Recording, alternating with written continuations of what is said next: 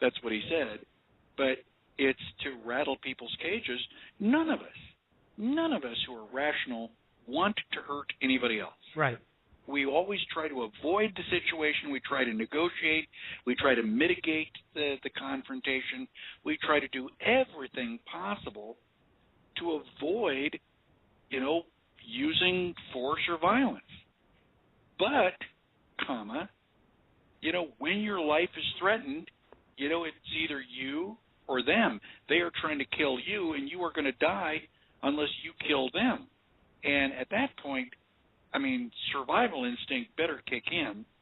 But again, if you haven't thought about it, you're going to panic. You're going to stand there like a deer in the headlights, and the bad guy's going to win. John Wayne was not a hero because he came marching in at the last minute with a bouquet full of daisies. John Wayne is always the hero because he's got his Winchester blazing, and then the bad guys die. If somebody's crawling in your window at 2 o'clock in the morning, you don't dial 911 and call the fire department. You're calling the police department because you want several very large police officers with guns to show up 30 seconds ago. Well, if you know anything about traffic, you order a pizza and call the police, the pizza will probably be there first. That's right.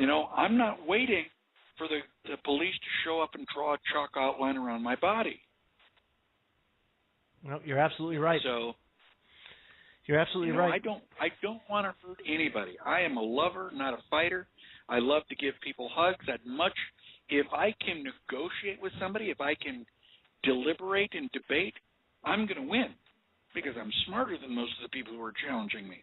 But, if you don't give me the choice to negotiate, if you don't give me the opportunity to do things peacefully, you're a dead person, period. End of story. John King, you're back. Let me hear a little bit of audio from you, my man. You got to love technology. It's good when it works. That's funny you say that. Michael told me that right before the show, just like that, too. So go ahead. What I was saying, guys, is back in them days, liberty and death meant something. Today, we're giving up our liberties because we fear death. They know that. So that's why they put them cameras up there above them red lights at crosswalks, and they say, well, it's for your own protection. But it's going to make you feel safer. It's for your own good. But notice how they always say it makes you feel safe. The wall and the border is to make you feel safe. The air marshals are there so that you'll feel safe. Notice how they say feel, not are, because you're not, because it's all BS. I agree with that. What do you think, Riff? I guess so. Well, I think we all agree we need to take a phone call. Yeah. Get somebody. Folks, if you guys want to call, the number to call, 646-727-3387. Would love to hear from you guys and get your views on it. Any personal experiences you may have, anything like that, please give us a call. The number is 646-727-3387. So with the time that we have left, and Michael, let's just say that timeline is kind of like you said, 12 months, within the next 12 months. Where would you say, or where would you put, where would you tell somebody that's just starting out on this journey of awakening to start? How would you explain it to them? Because a lot of people that are listening in this audience very routinely run into people that do find an interest, and it's really come down to awakening the individual. So if you're trying to get somebody to go in that direction, how would you recommend to them they start them on their journey? Slowly. I realize that time is short, and we have all taken years and years, literally decades, to come to the position that we're in, to recognize the danger and to know Well, you can't anticipate that somebody else, if I've studied the Constitution for 28 years, I can't get in an elevator and teach anybody everything I know about the Constitution between the lobby and the 10th floor. I mean, it's not possible. People don't absorb information that quickly. It's not like, copying a disk from one to another. You have to give people time to analyze the data and assimilate it. And it's like telling an infant, oh, we're going to give you this rare steak and a baked potato. This is really going to be a great meal. Well, if the infant is, 2 months old, steak and baked potato is totally inappropriate. They're not prepared for that. You got to start them out slow, with formula and pablum and, all these things. And so intellectually, a lot of these people are infants in patriotism. And if you tell them most of what the government does is unconstitutional, the Federal Reserve is completely corrupt, the economy is going to collapse, I mean, it's like hitting somebody in the head with a 2x4. Not only are they not going to learn it, they're going to be in so much pain, they're going to avoid you in the future. So you have to allow people the time to learn it, to absorb it, and to believe it, and then come back for more information. And that is such a difficult thing to do, especially under the circumstances, given that there is so little time between now and when we anticipate that this travesty will begin to happen. But if the bridge is going to close in San Francisco, you can't drive from Dallas in 5 minutes. There's no way you're going to make it. That's right. That's right. And with trust, such a valuable and precious commodity, it's going to be hard, especially now, now's the time to develop these bonds and finding people you can trust, because the last thing you want to do is try to find people you can trust after the collapse. So that's what's so important, is to find people you can trust now that you can kind of marry up with, because I believe that as much as I preach self and family, that really your best chance of survival is to get with a couple of like-minded individuals or families in your area and prepare in such a way that you can fall back to another position if you have to, or you guys can kind of rely on one another to do things if your means are limited. So I truly believe that now's the time to network. While we have the ability to do so, we have one of the best tools available, and that's the Internet. I mean, communication has never been like this in all of human history. And you have to take advantage of this tool while we still have it, because we don't know how much longer it's going to be there. And Griff, how do you feel about the way things are now? And do you feel like there's a chance that the Internet itself will be taken away as part of like a pre-collapse scenario, or do you feel like that's going to be something post-collapse? If your currency collapses, just that alone, and remember, there are other events that can take things down too. But let's just say the currency collapses. How are you going to pay for Internet? How are the companies going to buy materials and computers and cables and service trucks? How do you keep it alive? You can't. So it could very well go down.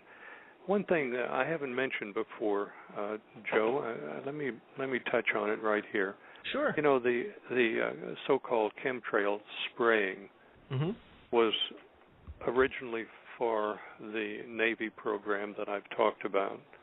It had to do with battlefield imaging. It had to do with communications, and it had to do with, here's the term that they used, complete RF dominance in the atmosphere. Complete RF dominance. using the chemtrail and using other technology, the military could dominate and cancel other communications. So they have the ability to do it. Now, some of these reasons that we've talked about, or some of these applications of the program, is probably why they continue to do it every day. They know it's coming. The military knows it's coming. The politicians have to know it's coming. And they're maintaining that ability in the atmosphere to control communications, all RF. I don't know how it would work against scalar. I don't think it would have any effect on scalar, but they can control communications. So at some point in time, I suspect communications will be canceled, certainly over the United States. Yeah, but I see devastation. I don't see just a depression or a casual collapse. It worries me also that China and other countries own the bulk of America now, with the United Nations controlling the national forest and national monuments and so on. When we go down as a people, our military goes down. We have no way of defending our country, ourselves, our towns. And China could very well march in and claim its property, and we would not be able to defend ourselves. Michael, I wonder if you can imagine a Jericho situation in the United States, like the television movie Jericho. I'm not familiar with that television program, unfortunately. Oh, Lordy. Yeah, that's if ever you want to watch a pretty what would you call it, Griff? Jaw-dropping? Well, it's presented as a fictional program where an event happened in the United States, and groups of people gathered in various cities, and some were good and some were bad, and it was warfare going on between cities. At the same time, survival was front in everybody's on everybody's wish list to survive, to have food, to have fuel, and it was an interesting series. I suspect it could occur. What do you think, Joe? I wouldn't put anything past at this point. I look at some of the predictive programming, such as say The Road, the movie The Road. If anybody has seen The Road, holy moly! You want to talk about something that'll make the hairs on the back of your neck stand up? That's one of them. I look at what was the other one? Oh, History Channel. The History Channel came out with an interesting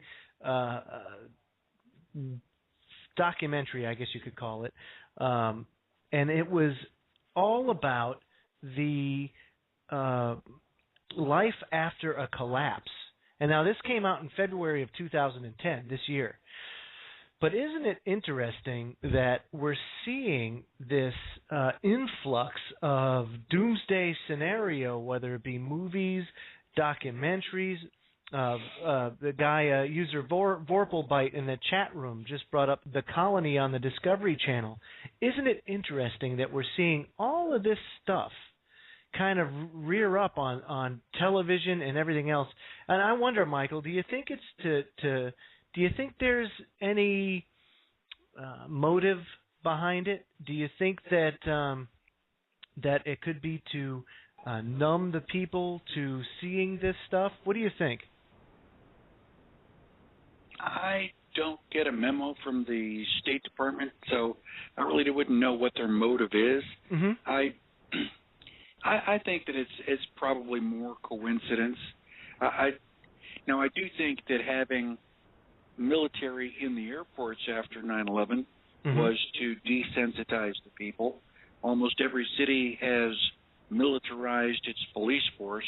We got all these SWAT teams in the black uniforms and the flak jackets and the boots and the helmets, and I mean, it's incredible. I mean, except for the color, these guys are soldiers, not police. And things like that are certainly to get the people used to it. We've been getting used to socialism ever since FDR. And as we've commented already today, most people are comfortable with